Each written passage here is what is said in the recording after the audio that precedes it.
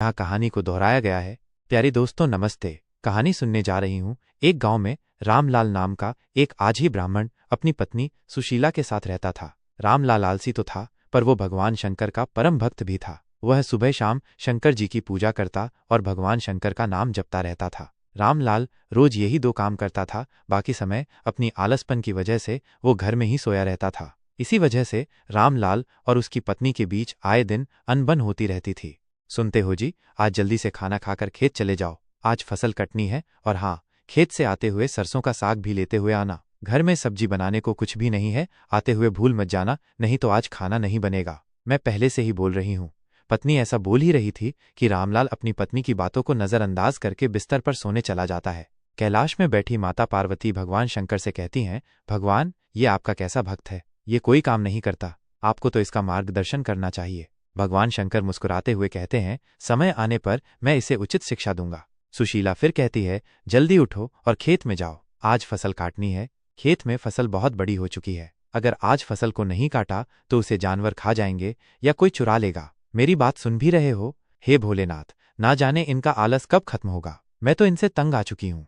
सुशीला बोलती जा रही थी, पर रामलाल को कोई फर्क ही नहीं पड़ रहा था। वो चुपचाप बिस्तर पर लेटा रहा। रामलाल को कुछ बोलता न देख सुशीला रसोई में जाती है और वहां से एक बाल्टी पानी लाकर रामलाल के ऊपर डाल देती है। फिर दोनों के बीच बहुत कहासुनी होती है। गुस्से में रामलाल घर से निकलकर भोलेनाथ के मंदिर की ओर चला जाता है। मंदिर जाकर वो गुस्से में शंकर जी से कहने लगता है, अगर मैंने आपकी भक्ति श्रद्धापूर्वक की है तो मुझे वरदान दीजिए। ऐसा बोलकर रामलाल फूट फूट कर रोने लगता है। उसकी भक्ति भाव को देखकर भोलेनाथ स्वयं प्रकट होते हैं और कहते हैं, रामलाल, तुम मेरे परम भक्त हो, तुम्हारी भक्ति से मैं बहुत प्रसन्न हूँ। बोलो, तुम्हें क्या वरदान चाहिए? रामलाल शंकर जी को प्रणाम करके अपनी इच्छा प्रकट करता है, हे भगवान, मुझे ऐसी चीज दीजिए जो मेरी बात सुने और मेरा सारा काम कर दे। भगवान शंकर कहते हैं, ठीक है, ये लो मेरा एक छोटा सा त्रिशूल। इस त्रिशूल को तुम जिस चीज पर भी रखोगे वो अपना काम खुद करने लगेगा और काम खत्म करने के बाद ही रुकेगा। पर ध्यान रखना, अगर तुमने काम करते हुए इसे रोकने की कोशिश की तो ये त्रिशूल हमेशा के लिए गायब होकर मेरे पास आ जाएगा।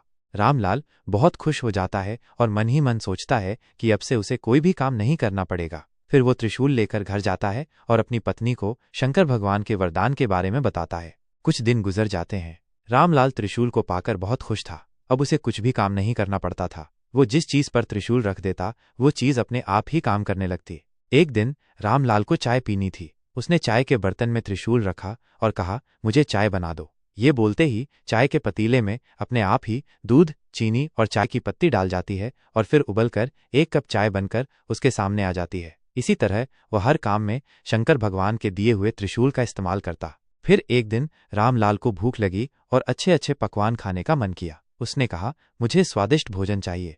ये कहते ही प्लेट से तरह तरह के पकवान निकलकर रामलाल के मुंह में जाने लगे। लेकिन थोड़ी देर में उसका पेट भर गया और वो और खाना नहीं खा पा रहा था। पर खाना था कि रुकने का नाम ही नहीं ले रहा था। ये देखकर रामलाल परेशान हो गया।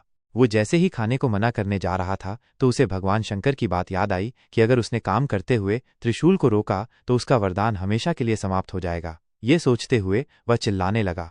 उसकी चिल्लाने की आवाज सुनकर उसकी पत्नी रसोई से बाहर आई और उसे देखकर हैरान हो गई। वो रामलाल से कहने लगी, खाना रोक दो। पर रामलाल शंकर भगवान के दिए हुए वरदान को नष्ट नहीं करना चाहता था। पर आखिरकार उसे बोलना पड़ा, बस करो, और त्रिशूल तुरंत गायब हो गया। रामलाल त्रिशूल को अपने पास न देखकर बहुत दुखी हुआ, पर अब वो कुछ भी नहीं कर सकता था। अब तक उसने त्रिशूल को जो भी काम दिया था वो अपने आप खत्म हो गया था, लेकिन खाने को कब रोकना है ये नहीं बोला था, जिस कारण खाना बिना रुके उसके मुंह में जाता ही जा रहा था।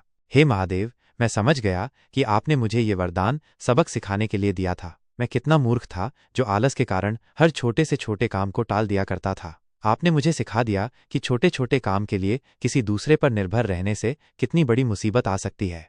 उस दिन के बाद से रामलाल ने आलस करना छोड़ दिया और रोज खेत जाने लगा और अपना काम खुद करने लगा। इस तरह उसका जीवन खुशहाल हो गया। दोस्तों, आपको ये कहानी कैसी लगी कमेंट करके ज़रूर बताएं। ऐसी और कहानियां सुनने के लिए इसे लाइक और शेयर ज़रूर करें। धन्यवाद।